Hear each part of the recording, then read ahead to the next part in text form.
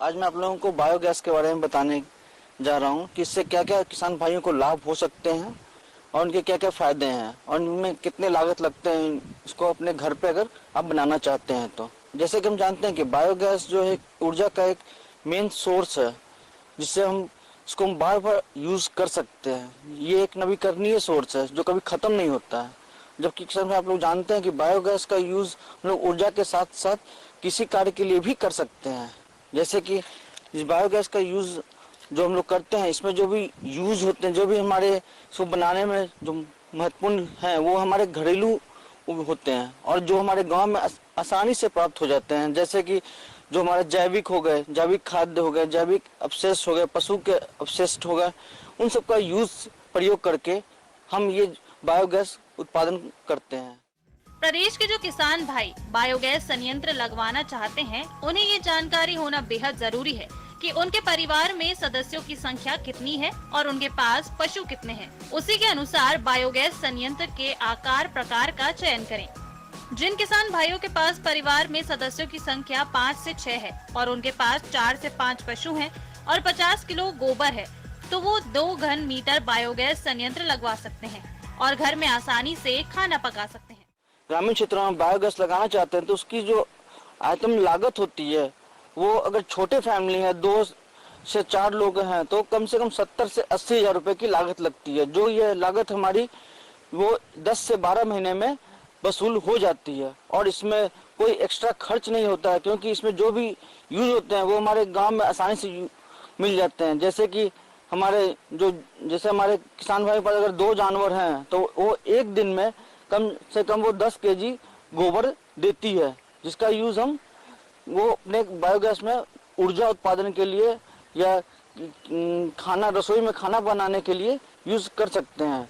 और इसमें कम से कम एक दिन में 25 से 30 केजी हम लोग को जैविक अवशेष देना पड़ता है। इससे जो भी ऊर्जा उत्पन्न होती है वो कोई हानिकारक नहीं होती है, क्योंकि इसमें स्पेशली मीथेन गैस मिले होते हैं जो हमारे पर्यावरण के लिए बहुत फायदेमंद है। और इसके साथ साथ हमारे carbon dioxide, ammonium, nitrogen, hydrogen ये सब भी पाए जाते हैं। बायोगैस ने लोगों की जिंदगी को बेहतर बना दिया है। देश के अनेक गांवों में अब महिलाएं बायोगैस पर खाना पका रही हैं। इससे पैसे की बचत हो रही है और घरों में खुशहाली आ रही है। आज के समय में कई तरह के बायोगैस संयंत्र मॉडल विकसित हो गए हैं, जिसे किसान अपनी आवश्यकता के अनुसार लगा सकते हैं। बायोगैस के 2 मुख्य मॉडल हैं, फिक्स्ड ड्रम मॉडल और फ्लोटिंग ड्रम टाइप मॉडल।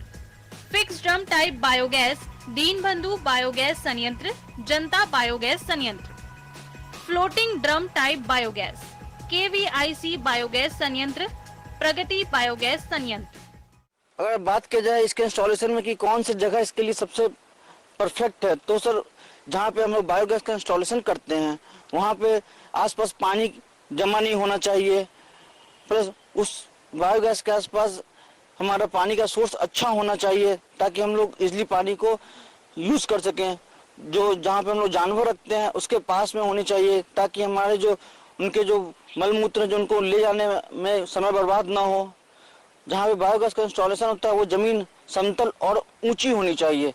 हमारे जो बायोगैस का इंस्टॉलेशन जो होता है वो पेड़ पौधों के पास में नहीं होना चाहिए, ताकि क्योंकि उस पेड़ पौधे के जड़ उसको अफेक्ट कर देते हैं। उसके बाद सर बायोगैस जो हमारा होता है इंस्टॉलेशन, उसमें हम पूरे सुबह से शाम तक धूप की रोशनी पड़नी चाहिए और हवा का अच्छा संतुलन होना चाहिए, क्योंकि धूप के कारण ही उसमें जो क्रियाएं होती हैं वो धूप से ही होती हैं, इससे ऊर्जा उत्पन्न होती है।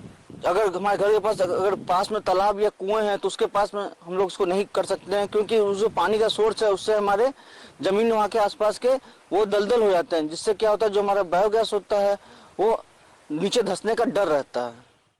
बायोगैस